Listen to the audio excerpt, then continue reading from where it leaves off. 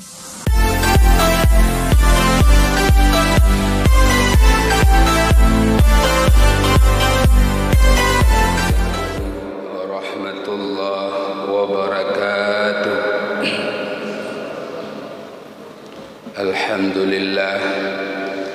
Allahumma salli ala Sayyidina Muhammad al-Fatih lima uliq wal khatim lima sabaq nasiril haqqi bil haqq wal hadi ila siratikal mustaqim wa ala alihi wa sahbihi haqqa qadri wa miqdarihil azim.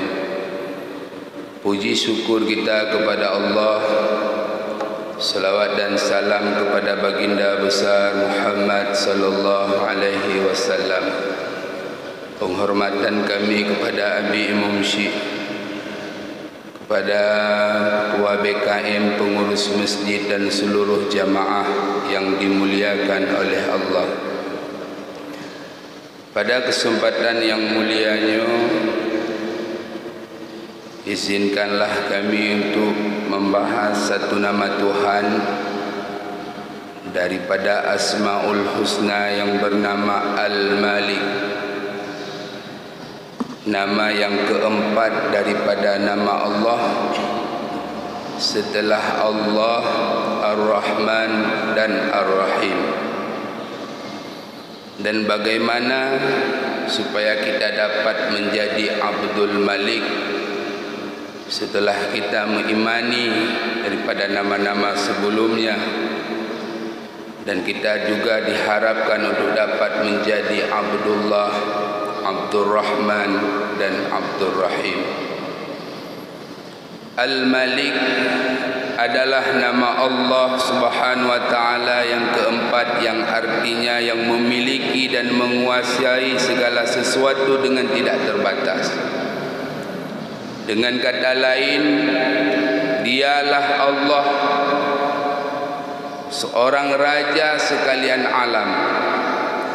Apapun yang dia inginkan, yang ingin dia lakukan, pada miliknya itu tidak ada satupun yang dapat menghalangi, dan tidak ada satupun peraturan yang dia lakukan dapat dibatasi oleh siapapun. Seseorang tidak mungkin untuk menjadi seorang Al-Malik seperti Allah. Kalaupun dia menjadi seorang raja, itu hanya merupakan kata pinjaman atau mazazi, karena yang sebenarnya raja itulah Allah Subhanahu wa taala. Allah mengatakan di dalam Al-Quran, "Fata'ala Allahul Malikul Haq." Maha tinggi Allah, dialah raja yang sebenar-benarnya. Kita bayangkan hari ini betapa senang dan hidupnya orang-orang yang dekat dengan raja. Orang-orang yang dekat dengan bupati, dekat dengan wali kota, dekat dengan gubernur, dekat dengan presiden. Tetapi otomatis dikala mereka itu turun, akan turunlah orang-orang yang terdekat daripada mereka. Karena mereka itu tidak abadi. Raja-raja kecil yang ada di dalam dunia, mereka hanya memimpin paling banyak 2 periode. Mereka itu ada masa pensiun. Sedangkan Al-Malik, Allah Subhanahu wa taala, Tuhan yang tidak pernah pensiun menjadi Allah, tidak pernah pensiun menjadi Tuhan selama-lamanya. Tempat kita berhajat, tempat kita meminta tolong, tempat kita mengadu segala kehidupan yang kita rasakan hari ini, itulah Allah Subhanahu wa taala. Maka alangkah senang dan bahagianya jikalau kita dapat mendekatkan diri kepada Al-Malik yang sebenarnya. Kalau Al-Malik yang hanya memimpin hanya 2 periode, di situ tempat kita mengadu dan meminta, kita mendekatkan diri kepada mereka, tetapi begitu habis periode mereka, turunlah kita, tidak ada apa-apa lagi. Tapi kalau dengan Allah, kalau kita menjadikan diri kita Abdullah, hambanya Allah, maka Al-Malik akan selalu menjadikan kita sebagai Abdullah selama-lamanya. Dan kita nanti akan dimasukkan oleh Al-Malik ke dalam syurganya, karena kita telah benar-benar menjadi Abdullahnya daripada Allah Subhanahu wa ta'ala. Di situ kalau kita perhatikan di dalam Asmaul Husna tersebut, daripada nama-nama Tuhan, sebelum Al-Malik yaitu Ar-Rahim di atasnya, sebelum Ar-Rahim Ar-Rahman, sebelum Ar-Rahman Allah. Maka untuk kita menjadikan seseorang itu menjadi pemimpin, maka dia harus memiliki 3 nama sebelum daripada nama Al-Malik.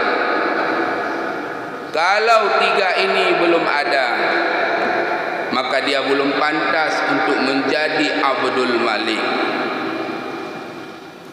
Yang pertama, orang yang ingin kita angkat menjadi Abdul Malik, atau diri kita sendiri Abdul Malik bagi diri kita, untuk kita, yaitu mengkontrol, mengomandai tentara-tentara kita, seperti nafsu kita, sifat marah, kedengkian. Setelah kita mampu yaitu mengendalikan atau mengomandoi yaitu tentara kita, maka kita mengendalikan yaitu rakyat-rakyat jelata kita seperti mata, tangan dan kaki. Tapi kalau kita ingin menjadi seorang pemimpin bagi masyarakat kita, maka kita harus memiliki 3 daripada sifat atau nama Allah sebelum daripada Al-Malik. Yang pertama, seseorang yang ingin kita angkat menjadi Al-Malik, dia harus menjadi Abdullah. Ciri-ciri Abdullah, syarat menjadi Abdullah dikatakan di dalam kitab Asmaul Husna karangan Kiai Haji Muhammad Baqir, cucu daripada yaitu pengarang kitab Sabilal. Syarat yang pertama, dia tidak menoleh kepada selain Allah. Ini syarat untuk menjadi Abdullah. Bagaimana maksudnya tidak menoleh daripada selain Allah? Apapun nikmat yang dia dapatkan, ujian di dalam kehidupannya, dia tidak menoleh selain daripada Allah. Dikala dia mendapatkan rezeki, orang mengantarkan sedekah baginya, atau orang mengantarkan makanan, beras, dia tidak menoleh, bahwa dia meyakini di dalam hatinya ini adalah Allah yang mengantarkan, hanya sebab musabab seseorang tersebut. Dikala datang yaitu ujian ataupun bala yang mendekap kepada dirinya, sakit ataupun apapun itu namanya, dia tidak pernah menoleh, melainkan dia meyakini bahwa segala ujian yang dia rasakan ini Allah datangnya daripada Allah. Itu syarat yang pertama untuk dia menjadi Abdullah. Syarat yang kedua, dia tidak melihat selain daripada Allah. Tindakannya, kata-katanya, cara berpakaian, dia tidak peduli kepada siapapun, melainkan jikalau di situ ridha Allah, dia cukup dengan ridha Tuhan tersebut. Dia mengambilkan satu keputusan, dia melihat, dia menanyaki kepada para ulama, Allah ridhakah tidak keputusan tersebut? Jikalau ridha Allah, dia tidak peduli dengan kata orang. Walaupun orang lain membicarakan, tidak menyetujui apapun yang dia ambilkan daripada tindakannya, dia tidak pernah peduli, karena dia hanya melihat di sebalik itu ridhakah Allah baginya dikala dia mengambilkan keputusan ataupun satu-satu tindakan untuk masyarakatnya. Yang ketiga, ciri-ciri orang untuk menjadi Abdullah, orang tersebut tidak takut dan tidak pernah berharap kepada selain Allah.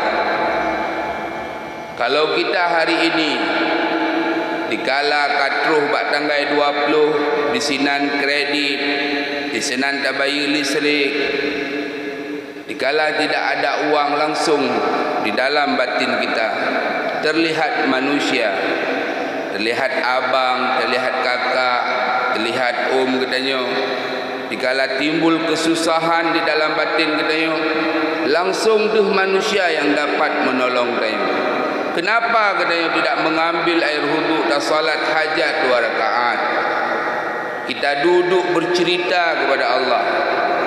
Walaupun 1 garam untuk mengasinkan sayuran, mintalah kepada Allah. Kajak Ubanda Aceh, dikala tak kunci pintu rumah, Allah tak pelikut daripadanya. Kita langsung kenal kepada makhluk tak pegah bak samping rumah tetangga. Nekalan-kalan rumah lon tiat, lon nak jak Ubanda leuro. Allah tak pelikut. Kenapa bukan Allah dulu yang kita katakan, ya Allah, lon jak Ubanda Aceh ya Allah, lon titip rumah lonyo ya Allah. Setelah kita katakan kepada Allah, tidak masalah kita katakan kepada makhluk. Tetapi hari ini yang terjadi, dikala timbul kesusahan, tidak yakin Allah lah yang dapat menolong dan membantu kita. Ini Abdullah. Jikalau seorang untuk ingin kita angkat menjadi pemimpin, tidak cukup dengan Abdullah, tapi Abdullah ini sangat penting. Kalau dia belum jadi Abdullah, bagaimana kita ingin mengangkat dia menjadi seorang wali kota, bupati, anggota dewan ataupun presiden sekalipun? Dia tidak ada Abdullah di dalam dirinya. Setelah Abdullah, dia harus mampu menjadi Abdur Rahman, yaitu hamba-hamba yang pengasih. Bagaimana hamba yang pengasih? Dia mengajak yaitu orang lain yang di dalam kemaksiatan itu untuk jalan kebaikan dengan cara yang lemah lembut dan santun. Tidak boleh dalam merubah kemungkaran itu dengan kemungkaran, maka itu tidak akan bisa berubah orang. Pada saat itu di masa Rasulullah, ada seorang pemuda datang kepada Rasulullah, tengah duduk lagi, disuut oleh pemudanya, ya Rasulullah, izinkan aku berzina. Maka Rasulullah memanggil lelaki tersebut. Apakah engkau yang mengatakan meminta izin untuk berzina? Ya Rasul. Jikalau ibumu, jikalau anakmu, jikalau saudaramu yang dizinakan oleh orang lain, apakah engkau rida? Dijawab oleh pemuda tersebut, tidak rida. Maka jikalau engkau tidak rida, bagaimana orang lain pun rida jikalau engkau menzinai ibunya atau anaknya atau saudara perempuannya? Maka menangislah pemuda tersebut sambil dipegang dada oleh Rasulullah. Rasulullah berdoa, Allahumma tahhir qalbahu waghfir zambahu wa hasin farjahu. Ya Allah, sucikan hatinya, ampunilah dosanya, dan peliharalah kemaluannya dengan sifat lemah lembut. Hari ini kita lihat teman-teman kita di dalam kemaksiatan mereka, tapi kita menjauhi karena kita adalah seorang yang baik menurut kita. Kita jauhkan mereka yang di dalam kemaksiatan. Ini belum ada Abdur Rahman di dalam diri kita, tapi kita terus mengajak mereka kepada kebaikan. Anak kita yang masih di dalam kemaksiatan, yang sudah tertutup hatinya, sudah hitam hatinya, maka jikalau ini yang sudah hitam, yang sudah parah berkarat hatinya, ini tidak bisa kita ajak langsung untuk merubah mereka. Itu tidak sebab kita membalikkan telapak tangan. Kalau kita mengajak bicara mereka, mereka akan mengkucilkan kita. Maka ada solusi. Istighfarkan mereka, mohonkan ampun kepada Allah bagi mereka. Kita sayang dengan kawan kita ini, kita sayang dengan kakak kita, abang kita yang sudah terlalu terlena dengan dunia. Hai tim sembahyang, hai tim bud, hai tim dumpu, hai tim dalam agama. Maka kita duduk setiap malam istighfar. Ampuni ya Allah dosa kakakku ya Allah. Ampuni dosa kakakku. Serta kau tak istighfar surah malam. Di malam taduk tak solat hajat. Setelah itu kita bayangkan wajahnya dengan penuh kasih sayang. Tembakkan dia dengan Al-Fatihah. Kita mohon ba Allah, ya Allah, aku memohon dengan berkat Al-Fatihah, dengan surat Al-Fatihah ini, ubahlah rohaninya, sifatnya, akhlaknya, nafsunya menjadi lebih baik. 7 huruf, 7 malam. Timbak mereka dengan Al-Fatihah, kita istighfarkan mereka, baru ajak mereka berbicara. Kalau langsung kita ajak berbicara, mereka tidak dapat menerima yaitu cahaya yang kita sampaikan ke dalam hati, karena telah tertutup hati mereka. Tapi dengan cahaya istighfar kita, cahaya Fatihah kita yang kita kirimkan bagi mereka, terbuka sehingga kita ajak mereka bicara, maka mereka ini akan kembali. Umar bin Khattab itu siapa itu? Orang yang terus mencari Rasulullah, ingin membunuh. Tetapi hari ini makamnya di samping makam Rasulullah sallallahu alaihi wasallam.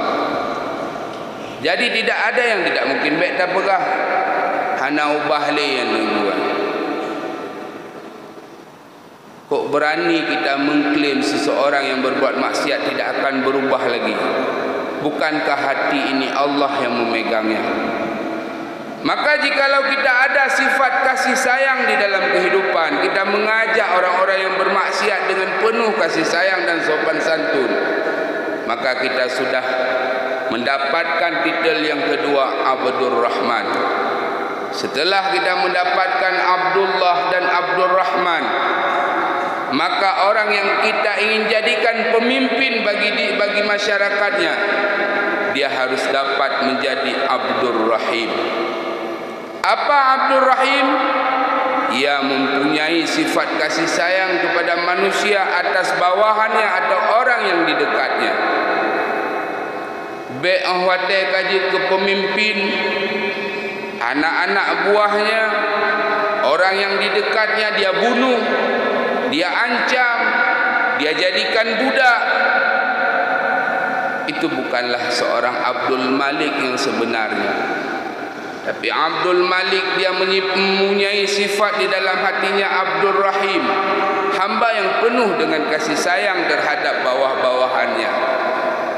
Dikala kita melihat bawahannya di dalam keadaan sakit, kita mengunjunginya. Kita melihat bawahan kita dalam keadaan susah, kita dapat memberikan solusi. Kita memberikan mereka belanja. Dikala kita melihat dia dalam keadaan sangat susah, anak yang sakit tidak ada uang untuk berobat, maka si Abdul Malik inilah yang sangat menyayangi terhadap bawah-bawahannya atau orang yang di dekatnya. Dia terus memberi, mencontohkan sifat Abdur Rahimnya itu di dalam batinnya. Maka kesimpulannya, apabila orang itu sudah mendapatkan 3 sifat tersebut, Abdullah, Abdur Rahman, Abdur Rahim, yaitu hamba yang taat kepada Allah, pengasih dan penyayang terhadap rakyatnya, maka ia pantaslah untuk kita jadikan pemimpin di masa depan. Pantaslah kita jadikan dia itu seorang, yaitu anggota DPR kah, wali kota kah, gesik kah, bupati kah, gubernur kah, atau bahkan presiden kah, kalau mereka telah ada 3 sifat tersebut. Apabila ia tidak bersifat dengan sifat 3 tersebut, maka ia tidak pantas untuk kita jadikan seorang pemimpin. Hai hana kasih sayang dia, tidak ada dia menjadi Abdul Rahman ataupun Abdul Rahim. Bagaimana kita mau mengangkat menjadi pemimpin-pemimpin yang kejam, tidak memikirkan rakyatnya di dalam kelaparan, di dalam kesusahan? Maka pemimpin yang seperti itu tidak bisa kita jadikan dia sebagai suri tauladan dalam kehidupan kita. Seseorang yang hamba yang ingin mendapatkan titel Abdul Malik, maka ia harus dapat mengendalikan kerajaan dirinya, yaitu mengendalikan tentaranya di dalam hati, yaitu sifat marah, syahwatnya, nafsunya, sehingga dia mampu juga untuk mengendalikan, yaitu rakyat jelatanya, matanya untuk memandang kepada yang baik, tangannya dan kakinya berjalan ke tempat-tempat yang baik. Mudah-mudahan untuk ke depan, kalaupun kita bukan menjadi pemimpin bagi masyarakat, maka pimpinlah diri kita sendiri. Jadikan diri kita menjadi Abdullah, jadikan diri kita menjadi Abdul Rahman, jadikan diri kita Abdul Rahim. Jikalaupun ada kita yang berkeinginan untuk menjadi pemimpin bagi masyarakat kita, maka usahakan diri kita ini harus memiliki sifat. Sebelum untuk menjadi Abdul Malik, jadikan diri kita Abdullah, Abdul Rahman dan Abdul Rahim. Mudah-mudahan kita berdoa kepada Allah, Allah lahirkan yaitu pemimpin-pemimpin kita ke depan, pemimpin-pemimpin yang bertitel Abdullah, bertitel Abdul Rahman dan bertitel Abdul Rahim. Amin, amin ya Rabbal Alamin. Assalamualaikum warahmatullahi wabarakatuh.